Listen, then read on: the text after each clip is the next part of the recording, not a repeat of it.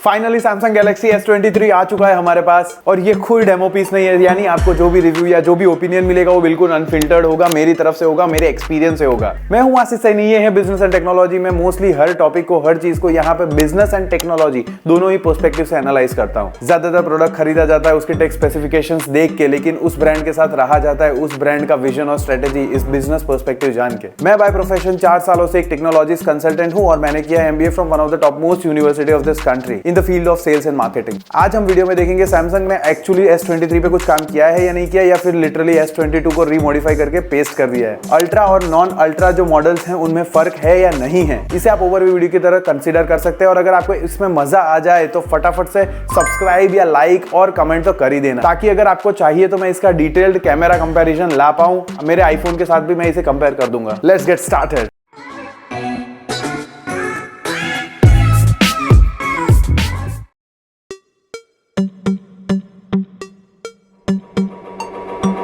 So finally Samsung Galaxy S23 को सामने पकड़ना it was one of the amazing things, क्योंकि जो डिस्प्ले क्वालिटी है और जो स्मूथनेस है, ऑफकोर्स यानी रिफ्रेश रेट काफ़ी हाई है फ़ोन की, उसकी वजह से आई वॉज लविंग इट। और इसीलिए मैंने स्टार्ट ही किया टेस्ट करना from just by testing so many application and Android phone में सबसे heaviest application is the Google Chrome.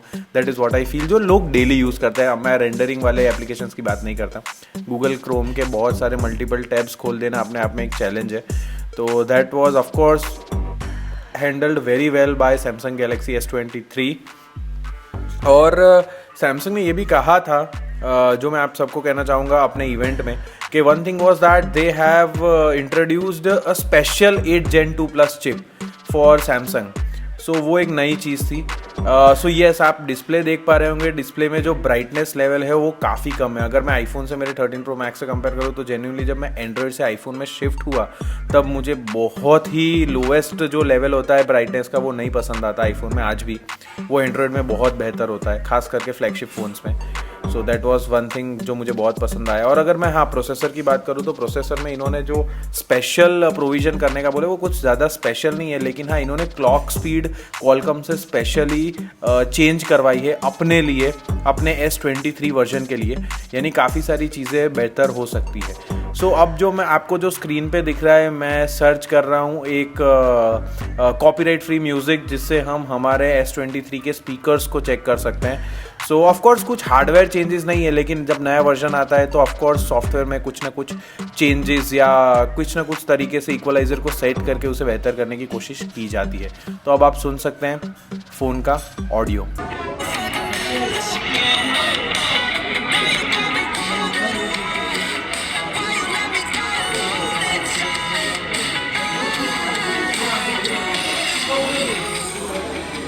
So genuinely मुझे ऑडियो काफ़ी बेहतर लगा। ऑफकोर्स एक फ्लैगशिप फ़ोन है तो फुलफिलिंग ऑडियो तो रहेगा, तो उसमें कोई डाउट नहीं है, लेकिन स्टिल मुझे आईफोन का पर्सनली ज़्यादा पसंद है audio in compare to the Android phones. I don't know क्यों, पर डेप्थ मुझे ज़्यादा आईफोन के स्पीकर से लगती है।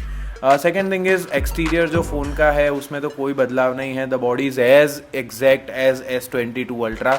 अगर किसी को जानना है S23 और S22 अल्ट्रा के बीच में तो उसे लिटरली सेटिंग्स पे जाके पढ़ना पड़ेगा। बाकी इन हैंड फील में कोई भी फ़र्क नहीं है, एग्जैक्ट रेप्लिका है। यानी सैमसंग ने literally design, outer body design है उसको तो फॉर ग्रांटेड ही लिया है, ऐसा ही कह सकते हैं आप। मल्टीपल एप्लीकेशंस जो फ़ोन को हैंडल करनी चाहिए वो अच्छे से वो कर लेता है, तो उसमें तो मुझे ऐसा कोई प्रॉब्लम नहीं लग रही है, क्योंकि ऑफकोर्स सबसे लेटेस्ट प्रोसेसर है और उसके साथ साथ ऑफकोर्स स्पेशली जो क्लॉक ज़्यादा करवाया है फ़ोन को, वो भी एक अच्छी बात है। Now coming to the S Pen feature, Samsung ने, आप सबको पता है, नोट सीरीज़ बंद कर दी है। नोट सीरीज़ बंद करना एक बहुत अच्छा डिसीजन था मेरे हिसाब से, क्योंकि अगर बड़े डिस्प्ले ही ऑब्जेक्टिव है तो हम क्यों ना फोल्ड पे जाए। तो अभी सैमसंग, आप सबको पता है, फ्लिप और फोल्ड पे ज़्यादा काम कर रहा है। अभी भी मुझे लगता है वो प्रिमिटिव स्टेज में, और फ्लिप तो मुझे नहीं पता जेन्युइनली एग्जिस्ट क्यों करता है, लेकिन हाँ fold is really very good product और उसके बहुत चांसेस हैं कि फ्यूचर में फ्लिप बंद हो जाए और सिर्फ फोल्ड रहे और फोल्ड ही इसका फ्यूचर बन जाए। सो पेंसिल की बात करूँ तो पेंसिल सबके लिए नहीं है, ये शायद 1-2 घंटा या 1-2 दिन के लिए आपको मज़े करवाएगी। उसके बाद इसका जो जेन्युइन यूज़ है वो उन्हीं लोगों के लिए है जो इस टाइप के प्रोफेशन में है, either any type of creator और फिर एडिटर्स, इन लोगों के लिए है। बाकी 100% आप पेंसिल यूज़ नहीं करेंगे। नया लेने के बाद थोड़ा बहुत दोस्तों को शो ऑफ करने के लिए या फिर खुद के सेटिस्फेक्शन के लिए अच्छा है, लेकिन ऑफ कोर्स प्रिसीजन पेंसिल का काफ़ी अच्छा है। मैंने एक चीज़ नोटिस की थी कि जब भी मैं थोड़ी स्लैंट करके पेंसिल को यूज़ करता था उस टाइम पे प्रिसीजन में थोड़ी एक्यूरेसी की कमी थी। यानी आप ऑफ कोर्स एप्पल पेंसिल के लेवल का कुछ भी कंपेयर मत करना, एक्सपेक्ट मत करना, but it is very good, it is very very better. आपको एक एक्चुअल पेंसिल वाली फील आएगी इसे यूज़ करने। एग्जैक्टली सो आप जो बीच में देख रहे हैं जो मिस आउट हो जाता है वो इसी वजह से होता है क्योंकि मैं एग्जैक्ट 90 डिग्री पे नहीं रखता पेंसिल को, इसमें 90 डिग्री या फिर 70 डिग्री पे रखना पड़ता है, 60 डिग्री पे नहीं चलता है।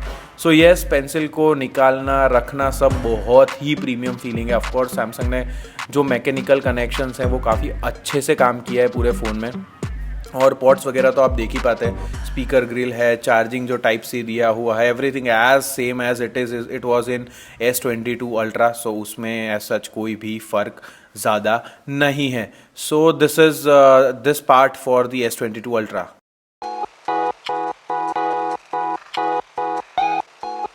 S23 का जो कैमरा है, हम कैमरे को टेस्ट करेंगे।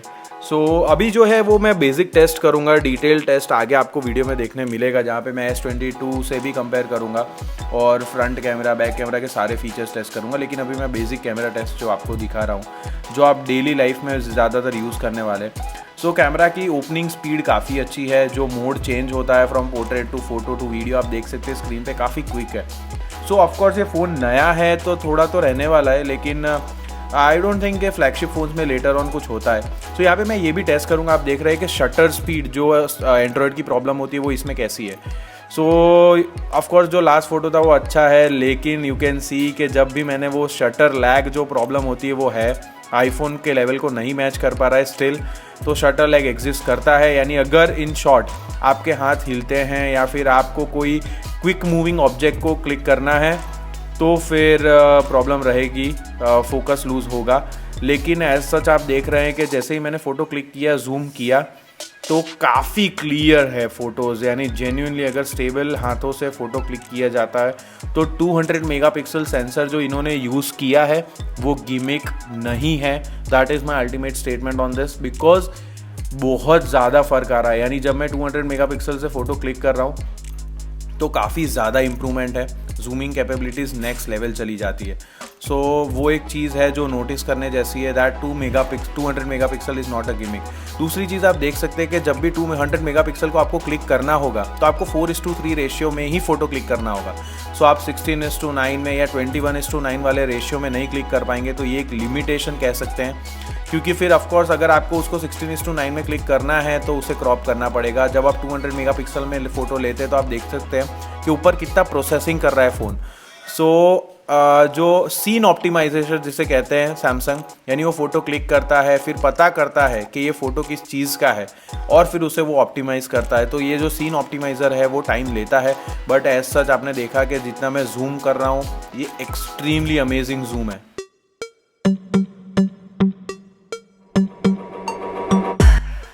अब टेस्ट कर लेते हैं सैमसंग के फ्रंट कैमरा को भी। तो फ्रंट कैमरा में आप देख ही सकते हैं मेरा कितना स्मार्ट सेल्फी में ले रहा हूँ सॉरी, हाँ लेकिन थोड़ा बहुत तो स्मार्ट कह सकते हैं यार। हाँ यानी यहाँ पे बेसिकली मैं ऐसा कहूँगा कि जो फ्रंट कैम है वो काफ़ी क्लियर है।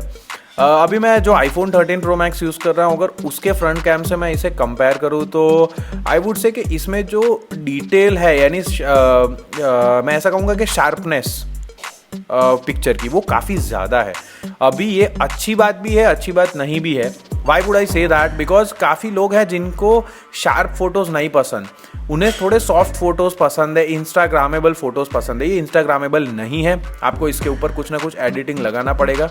जैसे कि अभी मैं आपको ऑप्शंस दिखा रहा हूँ, इनबिल्ट एडिटर्स भी हैं यहाँ पे। तो ऐसे कुछ आपको एडिटिंग करना पड़ेगा जिससे थोड़ा फ़ोटो सॉफ्ट हो जाए। ऐसा ज़्यादातर लोगों को पसंद है।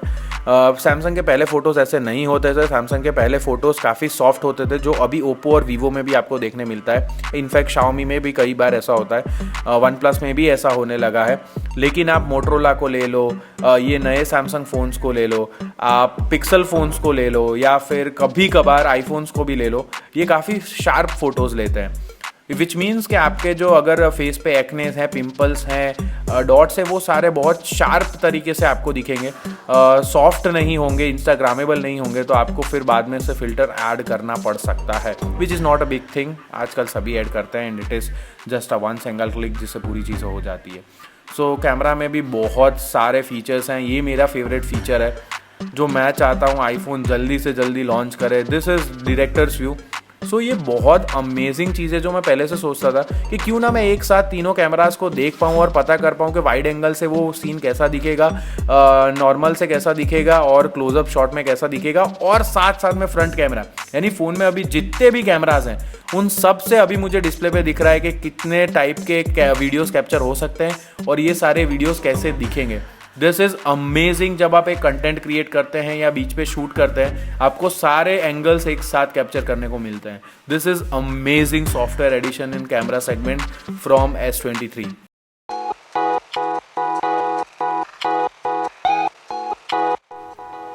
अब ट्राई करते हैं फटाफट से। S22 अल्ट्रा भी हमारे पास है ही, S23 अल्ट्रा भी हमारे पास है। कलर्स थोड़े अलग हैं, लेकिन आप देख सकते हैं फिजिकल ओवरव्यू, यानी जो बॉडी है आगे पीछे ऊपर नीचे हूबहू एकदम बिल्कुल ही, ये तो रमेश सुरेश जैसा है 5 स्टार के। दोनों सेम है एकदम कैरेक्टर्स, कुछ भी फ़र्क नहीं है। यानी अगर हाथ में फ़ोन पकड़ा हो तो किसी को पता नहीं चलेगा S23 कौन सा है, S22 कौन सा है। आप नीचे बैजेस भी, इसीलिए मैं भी कंफ्यूज हो गया था यार कि कहीं ऐसा तो नहीं है शॉप वाले ने S22 पकड़ा दिया है, बट ऐसा नहीं है। दोनों फ़ोन बहुत ही सेम दिखते हैं, सिमिलर दिखते हैं। सो दिस इज़ वन थिंग कि फ़िज़िकल ओवरव्यू बहुत अलग है। सो अब कैमरा को भी टेस्ट कर लेते हैं। बाय स्पेसिफिकेशन तो बहुत कुछ इंप्रूवमेंट नहीं है, लेकिन जब मैंने कैमरा खोला तो I was surprise to see this. One thing is के जो कैमरा है, कैमरा के स्पेसिफिकेशन से ज़्यादा मुझे ऐसा लगता है आजकल के फ़ोन्स में जो सॉफ्टवेयर ऑप्टिमाइजेशन है वो चीज़ मेन है। सो आप देख सकते हैं कि जो S22 अल्ट्रा है वो लेफ़्ट साइड में है, S23 अल्ट्रा जो है वो राइट साइड में है। तो sharpness level definitely S23 ultra में ज़्यादा है, और जो वार्मनेस है, वार्मनेस मीन्स जो येलो टिंट हो जाता है फ़ोटोज़ में, वो ज़्यादा है S23 अल्ट्रा में, और S22 अल्ट्रा में वो कम है, वो थोड़ा ब्लूइश टोन पे है पूरा कैमरा।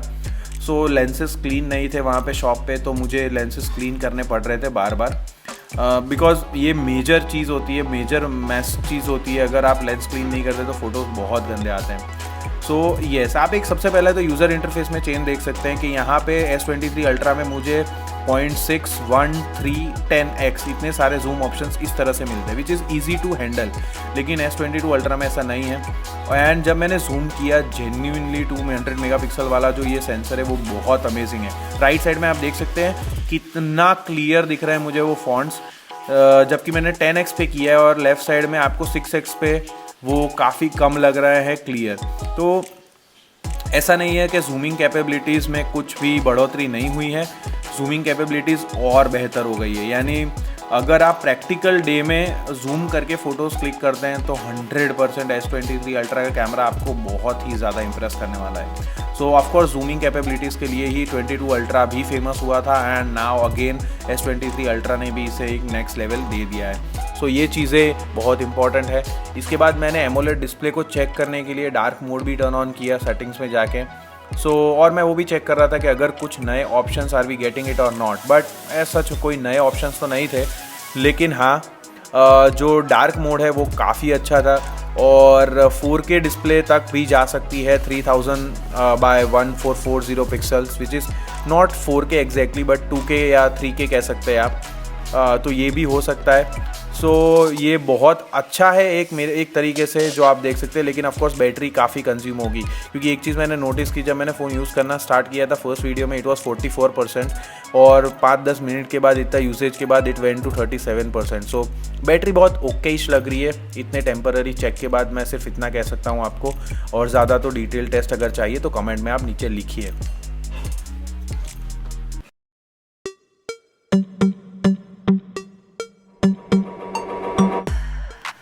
अब बात करते हैं सिर्फ और सिर्फ S22 की। Let's forget ultra for a minute. सबसे पहले तो अल्ट्रा और S22 नॉर्मल वर्जन को अगर मैं कंपेयर करता हूँ तो साइज़ डिफरेंस तो है ही, यानी अगर किसी के छोटे हाथ हैं या फिर अगर आप फीमेल हैं तो आई वुड फॉर श्योर, मुझे तो ऐसा लगता है पर्सनली कि आपको ज़्यादा सेट आएगा S22 in terms of hand heldness. It is exactly कि जो आईफोन में आपको प्रो वर्जन्स मिलते हैं और प्रो मैक्स वर्जन्स मिलते हैं, ये उतना ही फ़र्क है। लेकिन ऐसा कुछ नहीं है कि आप 22 अल्ट्रा बहुत ही अनकंफर्टेबल टू होल्ड है, लेकिन हाँ ज़्यादा कंफर्टेबल एंड कॉन्फिडेंट आपको 22 मिलेगा। तो आप एक बार आई वुड ऑलवेज सजेस्ट, अगर आप इतना महंगा फ़ोन ले रहे हैं तो रिव्यू देखना अच्छी बात है, लेकिन स्टोर पे जाके फिजिकल चेक करना बहुत इंपॉर्टेंट है, तो वो तो करिएगा ही करिएगा, बिकॉज वहीं से आपको पता चलेगा।